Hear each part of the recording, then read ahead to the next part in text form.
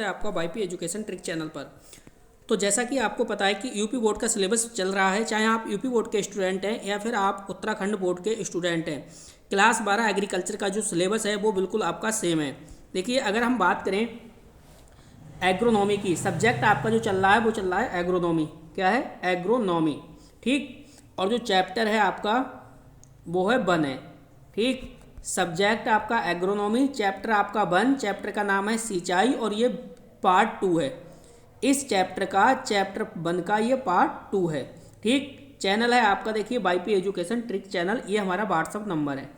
तो आपको बताना चाहेंगे कि आप हमारे चैनल पे नए हैं या अभी तक आपने हमारे चैनल को सब्सक्राइब नहीं करा है, तो आप नीचे रेड कलर के सब्सक्राइब बटन पे क्लिक कर लें और बराबर में बेल आइकन की घंटी है उसको भी प्रेस कर लें। इससे क्या होगा कि जब भी हम वीडियो को अपलोड करेंगे तो उसका नोटिफिकेशन सबसे पहले आपके पास पहुँच जाएगा। तो बिना किसी देरी के हम करते हैं टॉपिक की शुरुआत। देखो समझो, यहाँ पर लिखा है कि भाई सिंचाई की 4 विधियाँ। ठीक है, सिंचाई की कितनी विधियाँ हैं? 4 विधियाँ हैं। तो कौन कौन सी विधियाँ हैं उन पहले हम 4 विधियों की बात करेंगे। देखो, जो फर्स्ट है इसमें वो दे रखी है पृष्ठीय या सतहीय सिंचाई विधि। क्या है? पृष्ठीय या सतहीय सिंचाई विधि। अब जो पृष्ठीय या सतहीय सिंचाई विधि है इसकी निम्न विधियाँ हैं। इसकी निम्न विधियाँ कौन कौन सी हैं ये देखिए आपके सामने दे रखी हैं। जैसे पहली है बाढ़ या तोड़ आपलायन विधि, दूसरी है बरहा पट्टी विधि, तीसरी है क्यारी विधि और चौथा है नंबर पे है थाला विधि और 5वें नंबर पे है अंगीठी विधि और 6 नंबर पे है कूड़ विधि। ये जो 6 विधियाँ आती हैं ये किसके अंतर्गत आती हैं? ये पृष्ठीय एवं सिंचाई विधि के अंतर्गत आती हैं। तो अगर हम पृष्ठीय और सिंचाई विधि की बात करें तो इसमें से हम 6 की 6 विधियाँ नहीं पढ़ेंगे, हम सिर्फ वो विधियाँ पढ़ेंगे जो आपके एग्जाम के हिसाब से इम्पोर्टेंट हैं। तो देखिए हम कौन कौन सी आपको पढ़ाने की कोशिश करेंगे। अगर हम पृष्ठीय या सतहीय सिंचाई विधि की बात करें उसमें से मैं आपको बता रहा हूँ, एक तो हम पढ़ेंगे इसमें क्यारी विधि, दूसरी हम इसमें पढ़ेंगे थाला विधि और तीसरी हम विधि पढ़ेंगे कूड़ विधि।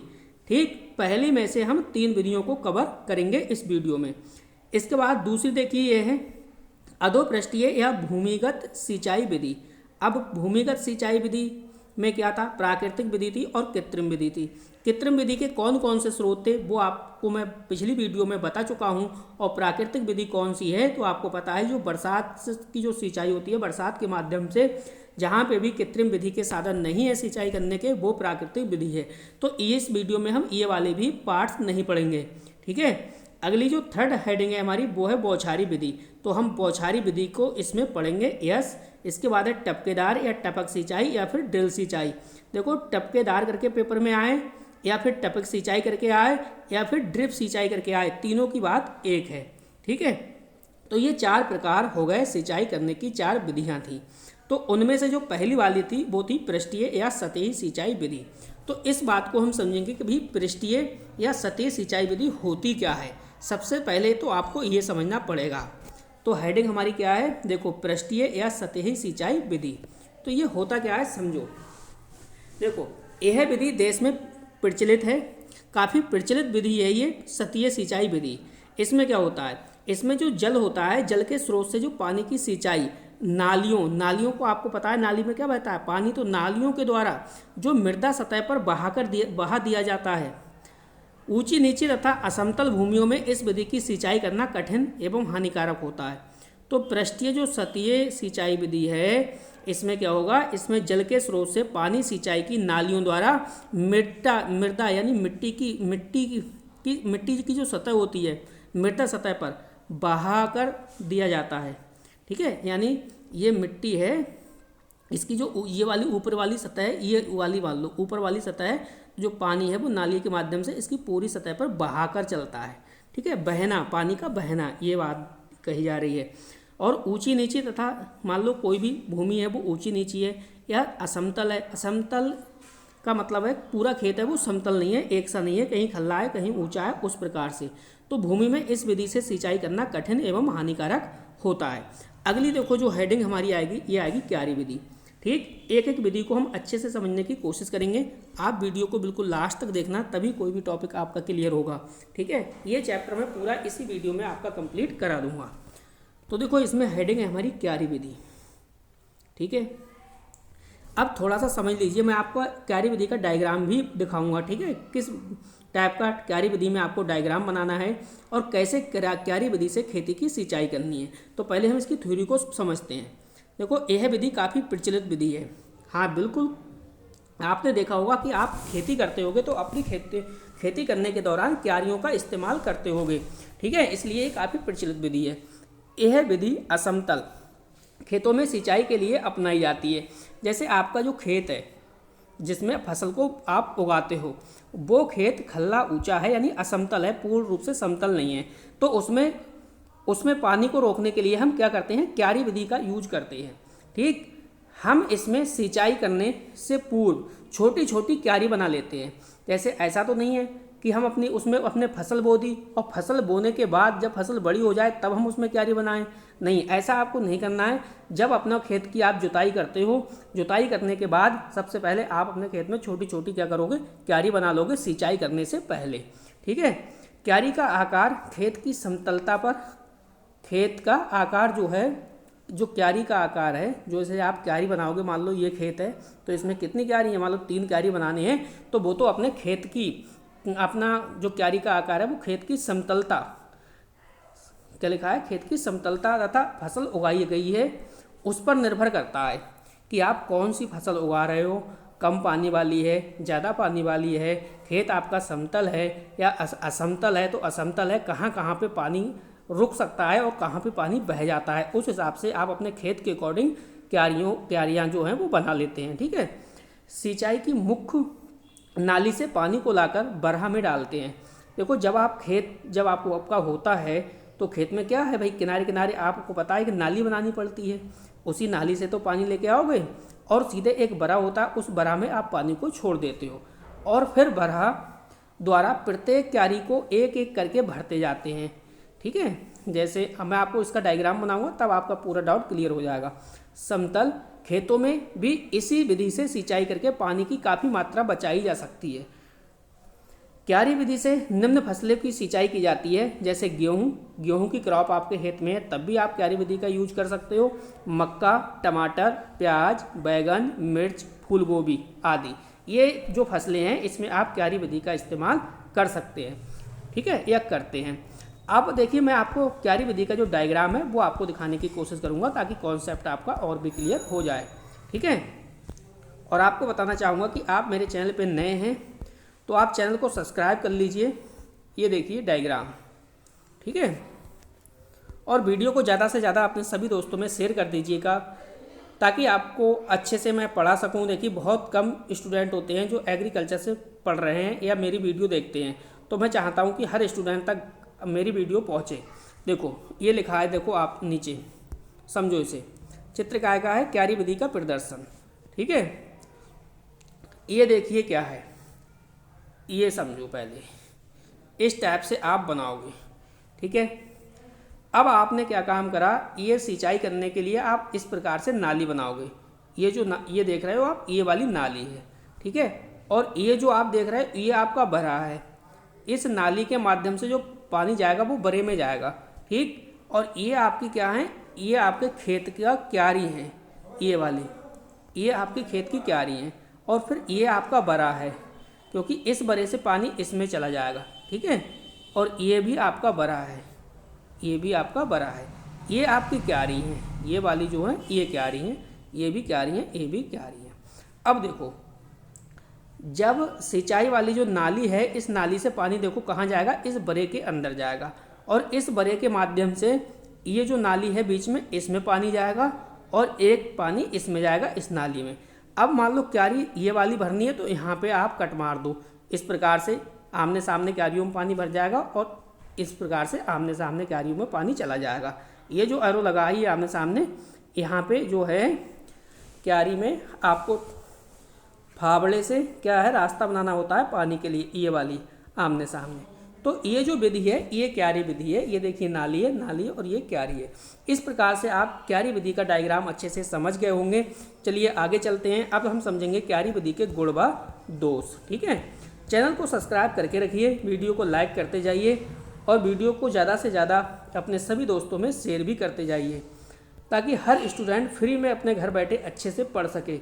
ठीक है, अब देखिए हम ये समझेंगे बेटा क्यारी विधि के लाभ क्या है, और उसके बाद हम समझेंगे क्यारी विधि के दोष क्या हैं, यानी हानियाँ क्या हैं। गुण व दोष कहो चाहे लाभ और हानि कहो, दोनों की बात एक ही है। यहाँ से क्वेश्चन बनना तय है, एग्जाम में इस वीडियो से क्वेश्चन अवश्य आपको देखने को मिलेगा। तो हानि समझो, हानि क्या है, सॉरी पहले लाभ समझ लो, लाभ क्या है। देखो, सिंचाई जल का उचित उपयोग होता है, ठीक। अगर आप अपने खेत में क्यारी नहीं बनाओगे और बरहा नहीं छोड़ोगे, गूल नहीं बनाओगे, तो जब पानी आपका खेत जो असमतल होगा, खेत समतल होगा नहीं, तो जाहिर सी बात है पानी खेत में आपके नहीं रुकेगा और फसल अच्छी नहीं होगी। तो सिंचाई जल का उचित उपयोग होता है। दूसरा पॉइंट है, सारे खेत में पानी एक सा फैल जाता है। जब आप अपने खेत में क्यारी बना लोगे अच्छे से, जब क्यारी बना लोगे अच्छे से, तो आपको कोई भी प्रॉब्लम नहीं होगी अपनी फसल में पानी लगाने के लिए। थर्ड पॉइंट है इसमें, असमतल खेतों में सिंचाई हो जाती है, यानी खेत आपके ऊबड़ खाबड़ हैं, भूमि आपकी समतल नहीं है खेत की, कहीं ऊंचा है कहीं नीचा है, तो भाई वो असमतल जो खेत होगा उसमें ऊंचे नीचे में आप क्यारी बना के आराम से सिंचाई अपनी फसल की कर सकते हो। अगला जो पॉइंट है, कम पानी चाहने वाली फसलों के लिए अच्छा ढंग है, ठीक है। अगर आपने क्यारी बनाई है और क्यारी के माध्यम से आप सिंचाई कर रहे हो, आपकी फसल क्या है, कम पानी लेने वाली है, तो आप आराम से ये जो क्यारी वाली विधि है, इसमें आराम से आप कम पानी चाहने वाली फसल के लिए भी अच्छा ढंग है, ये अच्छा तरीका है क्यारी विधि का, ठीक है। अब देखिए क्यारी विधि की हानियाँ क्या हैं। देखो, जिस चीज़ से फ़ायदा होता है उससे ही नुकसान होता है, ठीक। तो लाभ और हानि हम सभी विधियों की पढ़ेंगे। तो हानियाँ क्या हैं समझो। देखो, क्यारियों तथा मेड़ों की हर सिंचाई पर देखभाल तथा मरम्मत करनी पड़ती है, बिल्कुल सही बात है भाई। जब आप अपने खेतों की क्यारी बनाओगे तो जो मेड़े होती हैं ना, उन मेड़ों की हर सिंचाई पर देखभाल तो करोगे। अगर आप मेड़ों पे देखभाल नहीं करोगे तो आप देखोगे, मान लो आपका ये खेत है, ठीक, इसमें ये क्यारी है, अगर इन जो मेड़े हैं, ये वाली जो मेड़े हैं, अगर इनका आप ध्यान नहीं रखोगे तो मान लो इसमें क्या है, इसमें चूहा लग गया और चूहे ने छेद कर दिया इस मेड़ में, तो जो पानी आप लगाओगे तो पानी इस क्यारी से दूसरे के खेत में चला जाएगा, ठीक है। तो भाई मेड़ों की तो आपको मरम्मत करनी पड़ेगी, उसकी देखभाल भी करनी भी पड़ेगी, ठीक। और अगर समतल खेत होगा तो आप क्यारी नहीं बनाओगे तो आपको मेड़ों की देखभाल ज़्यादा नहीं करनी पड़ेगी, ये थोड़ा सा ध्यान रखना है। तो आपने क्या समझा, आपने समझा भाई हानि किस लिए है कि क्यारियों तथा मेड़ों की हर सिंचाई पर देखभाल व मरम्मत करनी पड़ती है, बिल्कुल सही बात है। सेकेंड पॉइंट है, क्यारियों तथा मेड़ बनाने में अधिक श्रम तथा अधिक खर्च करना पड़ता है, बिल्कुल सही बात है। देखिए, जब आप गेहूं की क्रॉप लगाते हैं तो गेहूं की क्रॉप लगाने पर भाई जब आप मेड़ लगाते हो तो बाद में जो ट्रैक्टर है, ट्रैक्टर से देखिए आप क्या करने जाओगे भाई, मेड़े लगाने जाओगे। जैसे मान लो ये खेत है, इसमें आपने गेहूं की जो फसल है वो बो दी। अब जब गेहूं की फसल बो दी तो आप इस खेत में क्या लगाओगे, मेड़े लगाओगे। इस प्रकार से क्यारी बनाने के लिए मेड़े लगाओगे, तो वो किससे लगाओगे आप, ट्रैक्टर वगैरह जो भी आपके पास सामान होगा उससे आप लगाओगे, ठीक है, या फावड़े वगैरह से का भी यूज करते हैं। तो उसके लिए क्या करना पड़ेगा भाई, अधिक श्रम करना पड़ेगा, कठोर श्रम, बिल्कुल सही बात है, अधिक श्रम भी करना पड़ेगा और अधिक खर्चा भी करना पड़ेगा भाई। चाहे आप मजदूरों के माध्यम से लगवाओगे तो आपकी जेब पे खर्च पड़ेगा, चाहे आप ट्रैक्टर का इस्तेमाल करोगे तो उसका डीजल का भी खर्च पड़ना पड़ेगा और उसका किराया भी आपको देना पड़ेगा, ठीक। तो ये दो पॉइंट आपने समझ लिए होंगे। हानि कौन कौन सी हैं भाई, क्यारियाँ तथा पेड़ तथा मेड़ बनाने में अधिक श्रम तथा अधिक खर्च करना पड़ता है। अगला जो पॉइंट है वो समझिए। देखो, खेतों में बरहा और क्यारी बनाने में क्षेत्रफल व्यर्थ में नष्ट हो जाता है। अब इस पॉइंट का मतलब समझो। मान लो ये खेत है, ये आपने क्यारी बना दी, ठीक है, और ये आपने क्या बना दिया, बरा बना दिया, और ये आपने नाली बना दी। आपको इस खेत में भरना है इस पानी के माध्यम से। तो आप क्या देख रहे हो, जो खेत का जो क्षेत्रफल है, पूरा एरिया है, जो बड़ा वाला एरिया है और जो नाली वाला एरिया है वो पूरा बेकार हो जाता है, ठीक है, उसमें कोई भी फसल नहीं होती है। तो यही कहने का पॉइंट था कि खेत में बरहा एवं क्यारी बनाने में खेत में बरहा और क्यारी बनाने में जो क्षेत्रफल है वो व्यर्थ में नष्ट हो जाता है। इतना एरिया, खेत के क्षेत्रफल का इतना एरिया बिल्कुल खराब हो जाता है, उसमें कोई भी फसल नहीं होती है, इसलिए हानि है। अगला जो पॉइंट है वो समझिए। देखिए, अगला पॉइंट है, खेत में बरहा एवं क्यारी बनाने में व्यय होता है। बिल्कुल व्यय होगा भाई, कोई भी बरहा या क्यारी बनाओगे तो भाई उसमें व्यय, यानी व्यय का मतलब है पैसे, पैसे से रिलेटेड है, ठीक है भाई बड़ा बनाओगे उसमें मजदूरों से काम कराना पड़ेगा, क्यारी बनाने में भी मजदूरों से आपको काम कराना पड़ेगा, तो आपकी जेब का जो खर्च है वो बढ़ेगा। अब जो अगली हेडिंग है हमारी वो है थाला विधि, यानी अगली जो विधि है न्यू वो है थाला विधि। ठीक, क्यारी विधि को हम समाप्त कर चुके हैं, अब पढ़िए थाला विधि। आपको सिर्फ पढ़ना है, यहाँ पे समझना है टॉपिक को, और इसके नोट्स हैं वो मैं अपने व्हाट्सअप ग्रुप में आपको सेंड कर दूंगा। आज शाम को पूरा चैप्टर के नोट्स जो हैं वो आपको ग्रुप में सेंड हो जाएंगे। तो यहाँ पे सिर्फ और सिर्फ आपको समझना है। थाला विधि को समझिए। देखो, इस विधि से बागों की सिंचाई की जाती है, यानी जो बाग होते हैं जैसे आम का बाग है, लीची का बाग है, किसी भी चीज़ का बाग है, उन बागों की सिंचाई की जाती है। इसमें वृक्षों की दो कतारों के मध्य सिंचाई की नाली बनाकर दोनों कतारों के वृक्षों की सिंचाई की नाली से जोड़ देते हैं। इसमें क्या होता है, आपको पता लग गया कि भाई थाला विधि से बागों की सिंचाई होगी। इसमें जो वृक्ष होंगे वो वृक्ष कैसे होंगे, दो कतारों के मध्य में होंगे, और सिंचाई की नाली बनाकर कतारों के, यानी जो पौधे होंगे इस प्रकार से, ये पौधे मान लो कतारों के बीच में लगे होंगे, एक पौधा यहाँ, एक पौधा यहाँ, एक पौधा यहाँ, एक यहाँ, एक यहाँ, एक यहाँ, सीरियल से लगा होगा वृक्ष, तो ये कतारों के रूप में लगा। इन कतारों के मध्य में क्या होगा, सिंचाई की एक नाली होगी इस प्रकार से, और दोनों कतारों के वृक्षों की सिंचाई की नाली से जोड़ देते हैं, जिससे मुख्य नाली से सिंचाई जल पौधों के थालों में पहुंचता है। तो सबसे पहले मैं इसका डायग्राम दिखाता हूँ आपको, थाला विधि का किस प्रकार का डायग्राम है। ठीक है, कैसे आप थाला विधि का चित्र बनाओगे, उसके बाद हम गुण व दोष की यानी हानि और लाभ की बात करेंगे। तो ये देखिए थाला विधि है, जैसा कि आप देखिए चित्र में देख रहे हैं, ये है आपकी थाला विधि, ये लिखा है देखिए थाला विधि। ठीक है, अब इसमें क्या है देखिए, इसमें ये जो आप देख रहे हो ये वाली लाइन, ये है सिंचाई वाली नाली। ठीक, और ये जो पेड़ के चारों ओर थाला लगा है, ये देखिए ये पेड़ है, मान लो ये पेड़ लगा है, जहाँ पे ये बीच में बिंदी है ये पेड़ है, जहाँ बीच में बिंदी है ये पेड़ है, ये और जो बीच में ये लगा है ये देखिए, मान लो सपोज दैट ये प्लांट लगा है और इसके ऊपर ये क्या लगा है, थाला। ठीक है, इस प्रकार से वृक्ष के चारों ओर, तो पेड़ के चारों ओर क्या है, ये मिट्टी, हम मिट्टी लगा देते हैं इस प्रकार से, एक थाला बना देते हैं इस प्रकार से। ठीक है, जैसे देखिए ये है और पेड़ के चारों ओर ये क्या लग गया, ये देखिए थाला बना दिया। ठीक, तो यहाँ से क्या होगा, देखो यहाँ से जो सहायक नली है पानी वाली, यहाँ से पानी इधर को भी चला जाएगा आराम से, ये बागों की इस प्रकार से सिंचाई होगी। ये जो बूंदी दे रखी है ये वाली ऐसी डॉट डॉट वाली, ये पानी बह रहा है आपका। तो ये थाला विधि का चित्र था। इस प्रकार से आप इसका थाला विधि का डायग्राम आराम से बना लोगे। अब हम आगे चर्चा करेंगे थाला विधि के से हानि और लाभ की।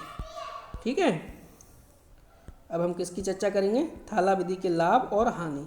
देखो, अब हम सबसे पहले चर्चा करेंगे लाभ की। तो पानी जो है वो पेड़ों के तने के संपर्क में नहीं आता है। अब आपको पता है, देखिए ये पेड़ है, पेड़ जब लगा होता है तो पेड़ की जो जड़ होती है, जड़ से ही थाला विधि का हम इस्तेमाल करते हैं, जड़ से के चारों ओर मिट्टी चढ़ाते हैं। अब स्टेम क्या हो गया, ये देखिए हो गया तना, तो भैया जाहिर सी बात है जो पानी है, पानी का तने से कोई भी संपर्क नहीं होगा। ठीक, दूसरा पॉइंट है जल वृक्षों की अवशोषण वाली जड़ों को ही मिलता है। जो जल है वो वृक्षों की अवशोषण जड़ें, ये देखिए जो जड़ें हैं वृक्ष की, ये अवशोषण वाली जड़ें हैं, इनसे ही क्या मिलेगा, पानी मिलेगा। चलिए आगे समझिए। चलिए अगला जो पॉइंट है हमारा उसे समझिए आप। अगला पॉइंट कह रहा है कि सिंचाई की इस विधि से खरपतवारों की वृद्धि कम हो जाती है। ठीक है, और अगला पॉइंट है इस विधि द्वारा कम पानी से अधिक क्षेत्रफल सींचा जा सकता है। ये देख ले रहे हैं थाला विधि के ही लाभ हैं। अब इसकी थाला विधि की क्या पढ़ेंगे, हम हानि को समझेंगे। तो थाला विधि की हानि कौन कौन सी हैं। देखो, सिंचाई की इस विधि से केवल वृक्षों की सिंचाई की जाती। कौन से वृक्ष, बड़े वृक्ष। ठीक, थाला विधि का इस्तेमाल तभी करते हैं हम जब बड़े वृक्षों की सिंचाई करते हैं, ये हानि है। सेकंड पॉइंट है थाले बनाने में समय व श्रम अधिक लगता है। भाई पेड़ के चारों ओर जब थाला बनाओगे तो जाहिर सी बात है समय भी अधिक लगेगा और उसमें श्रम भी आपको करना पड़ेगा। तीसरा पॉइंट है कि इस विधि से सिंचाई करने पर व्यय अधिक होता है। इस विधि से जब सिंचाई करोगे तो भाई व्यय खर्चा भी आपका अधिक होगा। ये तो थी थाला विधि।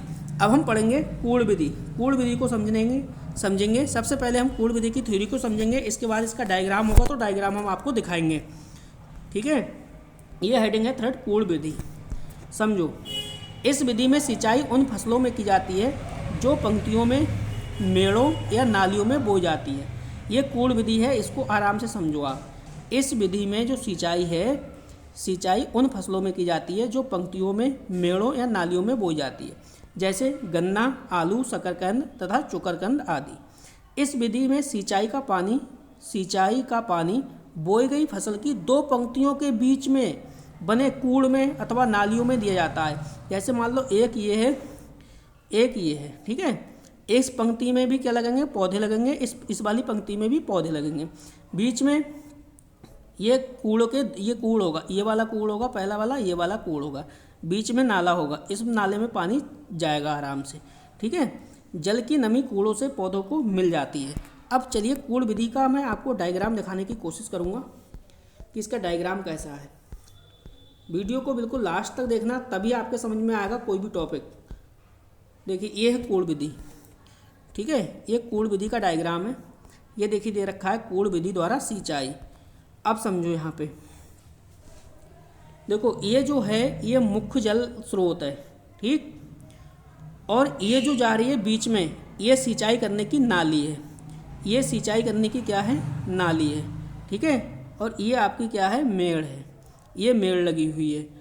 अब देखो, जो भी इसमें कूड़ विधि से जो भी फसल हो रही है, वो फसल यहाँ पे हो रही है। ये लगी हुई है फसल, इस प्रकार से ये लगी हुई है फसल, ठीक है। और ये जो है वो कूड़ है, यानी नाली है। ये है आपकी नाली, यहाँ से पानी आपको देना पड़ेगा, ठीक है। ये है कूड़ विधि। अब देखिए, कूड़ विधि की हानि और लाभ को समझने की हम कोशिश करेंगे कि कूड़ विधि से लाभ क्या है और हानि क्या है।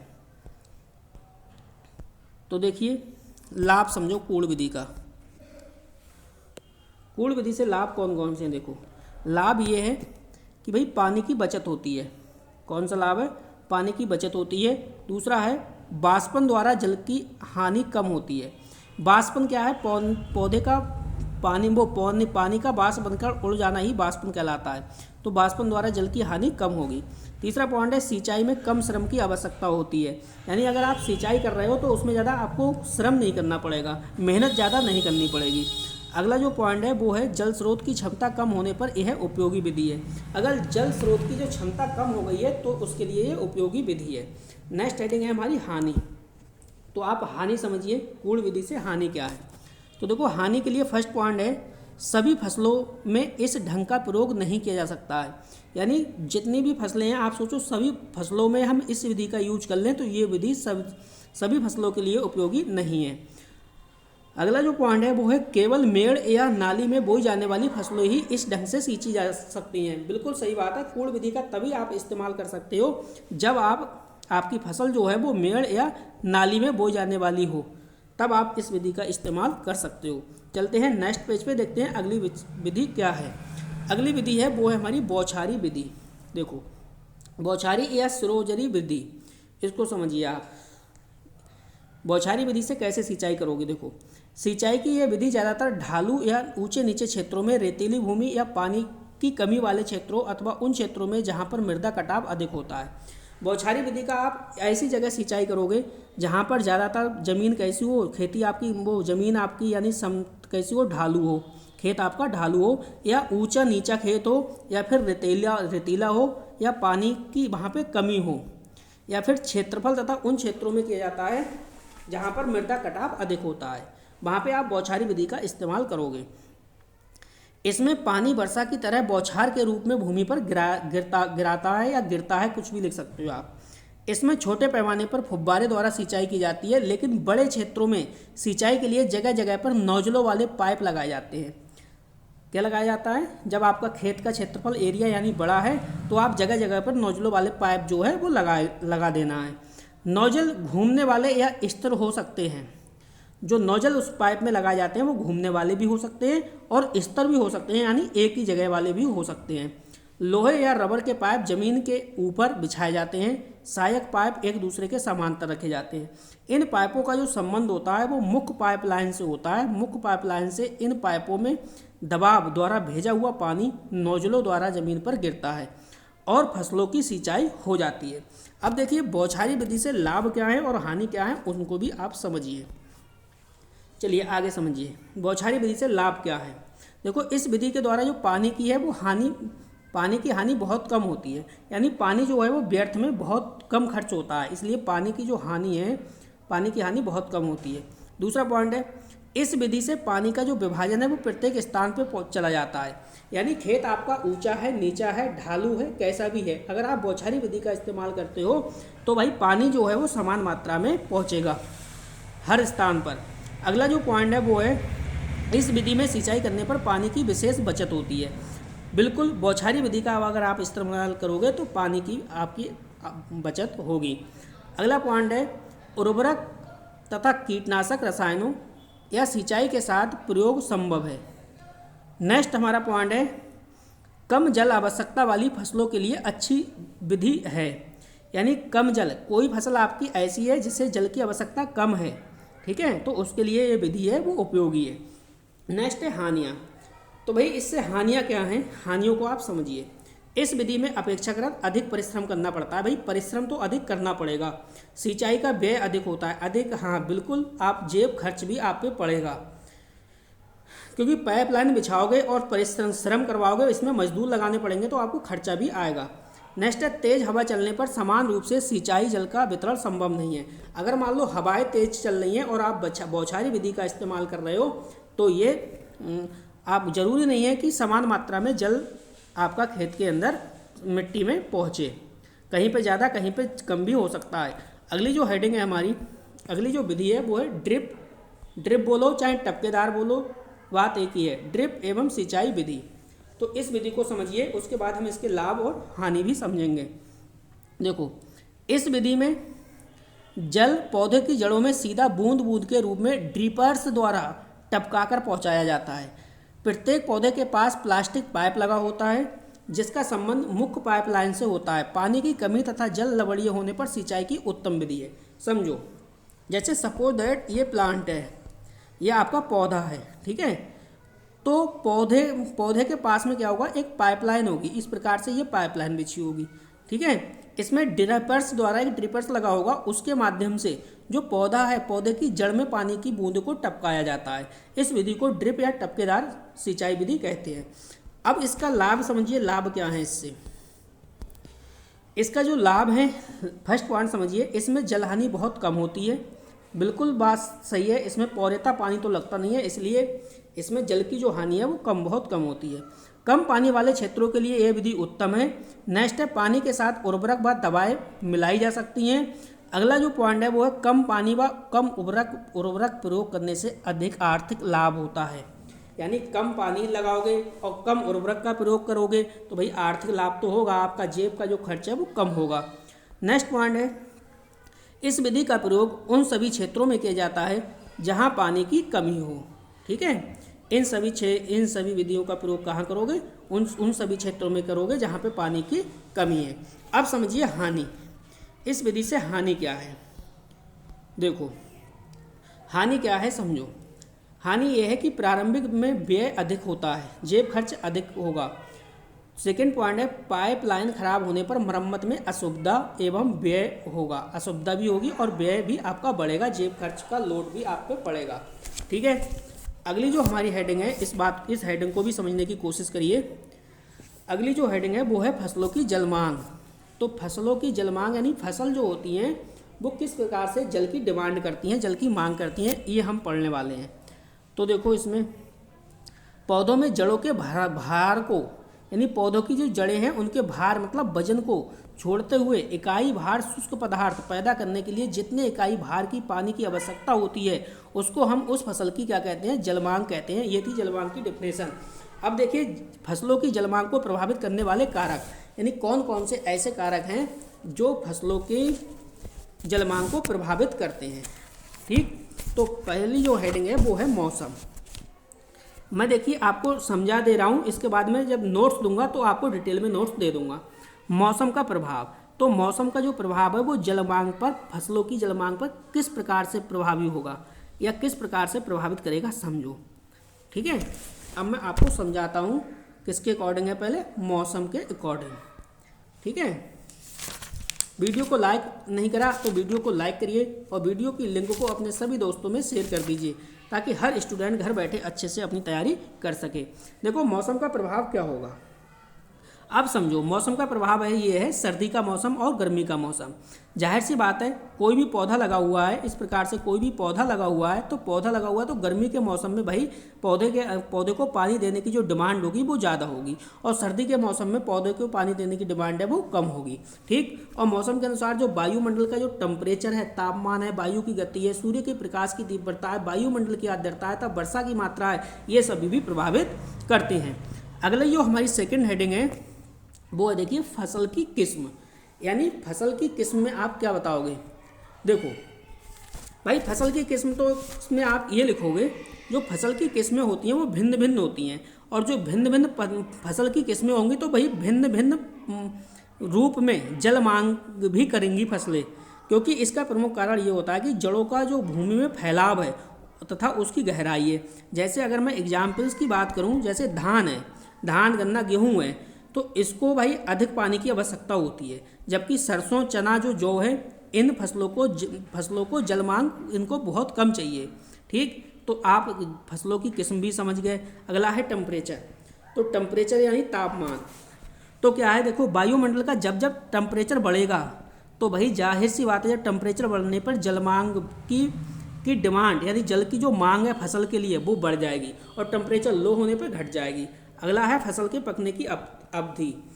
तो जाहिर सी बात है, फसल की जितनी लंबी अवधि होगी उतने ही ज़्यादा पानी की आवश्यकता होगी और फसल कम दिन वाली फसल होगी तो पानी की कम की आवश्यकता होगी। नेक्स्ट है पौधे की पत्तियाँ। तो जो पौधे की पत्तियाँ हैं वो किस प्रकार से जल मांग में सहायक हैं। देखो जो फसल होती हैं वो बड़े तने और लंबी एवं चौड़ी पत्ती वाली होती हैं, तो जल जो मांग है वो अपेक्षाकृत अधिक होगी। अगर एग्जाम्पल से बात हम इसकी करें तो जो गन्ना है, ज्वार है, बाजरा है, केला है, घुइया है तथा छोटी बारीक पत्ती वाली जो फसल होती हैं जैसे मसूर है, चना है आदि की जो फसल होती हैं इनमें कम पानी की आवश्यकता होती है, जबकि गन्ना, ज्वार, बाजरा, केला, घुइया आदि फसलों में अधिक मात्रा की आवश्यकता होती है पानी की। नेक्स्ट जो हमारी हेडिंग है वो है देखिए इसमें वायुमंडल की आर्द्रता यानी ह्यूमिडिटी।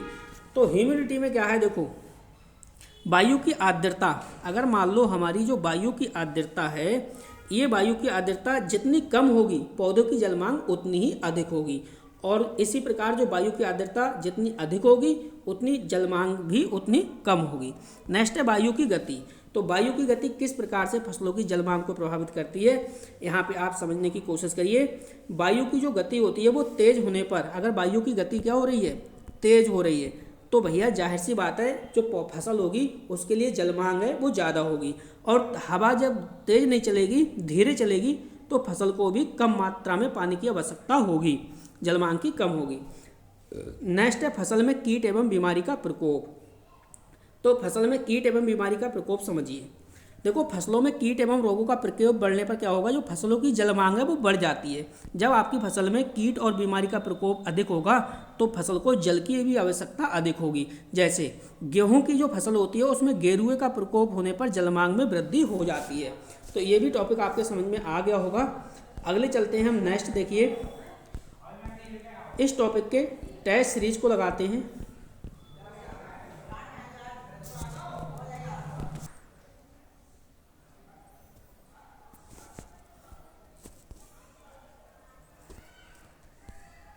चलिए देखिए क्वेश्चन मुझे लग रहा है ड्रॉप हो गए, ठीक है कोई बात नहीं है, इसकी मैं पीडीएफ आपको प्रोवाइड करा दूंगा। ठीक, फिर भी मैं रिवाइज करा दे रहा हूँ, मुझे लग रहा है वीडियो थोड़ी बीच में बंद हो गई थी। देखो बी कटाव का आमतौर से प्रयोग होने वाला सूत्र है, ये पहला वाला हो जाएगा। बाढ़ से प्रदेश का कौन सा भाग सर्वाधिक प्रभावित होगा, तो उत्तरी भाग होगा। 1 हेक्टेयर घन सेंटीमीटर में घन मीटर होते हैं तो 100 होते हैं। 1 घन मीटर जल कितने बराबर होता है, 1000 के। और निम्नलिखित में से कौन सी विधि में कम जल लगता है, तो बौछारी विधि। निम्नलिखित में से कम जल मांग वाली कौन सी फसल है, तो मूली हो जाएगी। निम्नलिखित में से किस विधि में कम जल लगता है, तो बौछारी विधि। पौधे के लिए कौन सा जल उपयोगी है, तो कोस का जल। अगला जो आपका छूट गया था, वीडियो बंद हो चुकी थी, मैं पढ़ाता रहा, मुझे पता नहीं चला। अगला जो था, निम्नलिखित फसलों की मृदा में कितना जल उपलब्ध जल रहने पर कर देनी चाहिए? 30%। सिंचाई की किस विधि में जल का सर्वाधिक अपव्यय होता है? तो ये आएगा पहला वाला ऑप्शन। अगला क्वेश्चन है, पौधे के लिए कौन सा जल उपयोगी है? तो केश का जल। तो इस प्रकार से ये आपका पूरा चैप्टर था वो कंप्लीट हो गया बेटा। ये एग्रोनॉमी है, क्लास 12 एग्रीकल्चर की। ये वीडियो मैंने बहुत जल्दबाजी में बनाई है क्योंकि यहाँ की बहुत ही पास में बहुत ही शोर शराबा हो रहा था। फिर भी मैंने कोशिश की कि आपको मैं जो लेक्चर है वो पूरा कंप्लीट कराऊं, पूरा चैप्टर आपका कंप्लीट कराऊं।